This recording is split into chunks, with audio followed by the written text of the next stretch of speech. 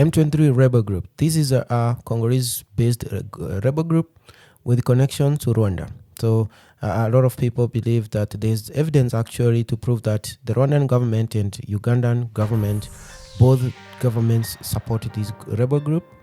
But the other thing that has been happening is that no one is talking about them because Rwanda has been condemned or threatened by the West because of their association with the M23. So they stopped arming them, and that's why the M23 has been slowing down.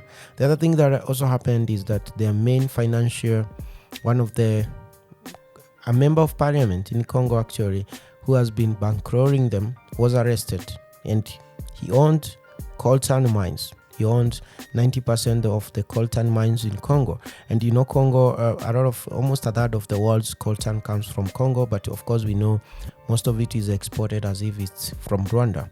And this is the man who ensured that. So he used to mine coltan in a town called Rubaya, Rubaya in Masisi. His name is Edward Mwangachuchu, by the way. And he had mines, more than 7 of them in this town of Rubaya. And then these coltan would be smuggled across the border into Rwanda. And then from there, they would be exported as if they are from Rwanda. That is what used to happen. And that's why if you go to the Wikipedia or whatever source you go to, you find that Rwanda is the world's largest coltan exporter, thanks to this man and thanks to Congo. So as you can see from the story, he was the director and the owner of Bisunzu mining company that deals in coltan mining in Rubaya, Masisi territory. So he owned 9 of these mines, and then the other people who owns the mines used to sell to him their own coltan so that he can export it, because he had all that money. And basically he was also a broker doing that, and all that coltan used to go to Rwanda and then get exported. So he made a lot of money that way. So when the Congolese intelligence went to one of his homes, all his homes anyway, they came across a cache of documents. Some of those documents were land titles in Rwanda. He owns vast amount of real estate in Rwanda, homes, large apartment buildings in Kigali. So all that money he used to make from smuggling coltan, he used to invest in Rwanda and Uganda. And that's why they charged him with treason, and they've sentenced him to death. According to the news, as you can see, the same story appears on the Voice of America, and they say that the Congolese lawmaker gets a death sentence over treason charges. And the story here is the same thing I've just told you. And he's accusing Congo of hating the Tutsi people in Congo. So he's saying that the case is about ethnic hatred because he's a Tutsi and M23 are Tutsi. The other thing is that when M23 started their incursion last year in June, they were protecting the mines in Rubaya, his mines, and he was paying them to do that. So when the Congolese army came and they took those mines, that's when the fighting started. So typical of the M23, they started threatening the government in Kinshasa by going to villages of other tribes, not the Tutsis, mostly the Hutus and the Bemba and the Frero people. They would massacre people, entire villages, like we saw in was it Kichanga? Not Kichanga. What was the other village that they killed 300 people? So I will come back to that. So they would do that. They would say, if you continue attacking us and kicking out of this territory, we are going to kill your people. So that is the kind of threat that they used to issue to the Congolese government.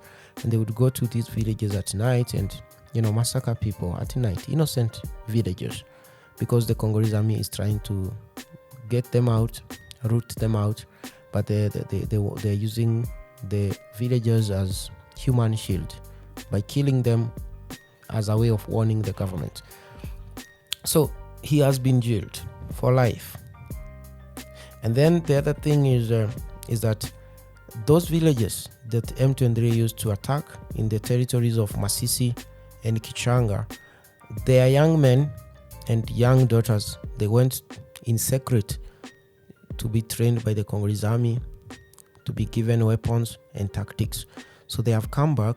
They have formed a group called the Wazalendo, which is the Swahili for patriots.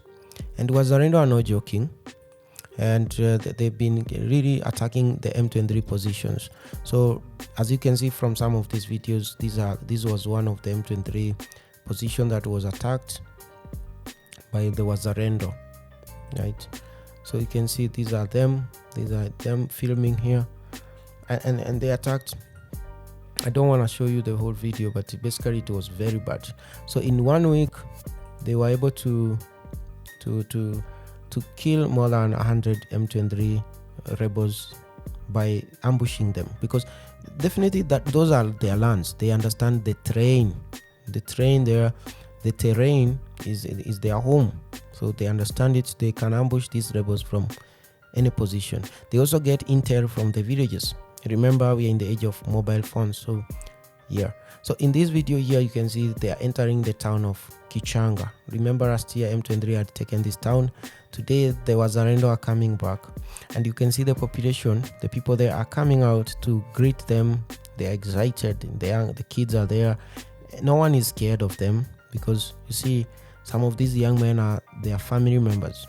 Seeing your brother or your uncle coming back with a gun to defend you from the M23 is something that brings hope. So everyone is just watching these young men as they pass, and as you can see from this, they are here. This guy was filming this. So these are the young men I'm saying, they was Wazalendo. They're calling them the patriots. So they are like local defense militia. So as you can see, they are there, the ones who are fighting with the M23. They've been fighting this past week. More than 100 M23 rebels have been killed in fighting in 1 week. And they've been also in one of the video, they were talking about how they I'm just trying to look for that video. They within a week, they managed to take 21 villages, sorry. So within a week they took 21 villages. Can you imagine? So within 1 week they took 21 villages from the hands of the M23. And as you can see, this is the time the M23 came to Kichanga last year. No one was there to greet them, so they went to the roundabout and they started dancing. Today it's a different story, right? So we are seeing this Wazalendo coming there unopposed in the same region. So this is the video. So the Wazalendo also have ladies. So this is their spokesperson lady, and she's saying basically that they've taken 21 villages back from the M23. That's the statement she was reading there. As you can see, these are young men motivated to defend their homes. So that's what I'm saying. That's why I'm saying that the M23, their time is over. Their financiers are no longer there, and their war is over basically, because the Congolese people have taken the guns to defend themselves. And the other thing you need to understand is that Rwanda has been condemned and threatened by even the United States to stop arming the M23, and I think they got the message and they stopped. So that is the situation. M23 is going to be over before the end of the year.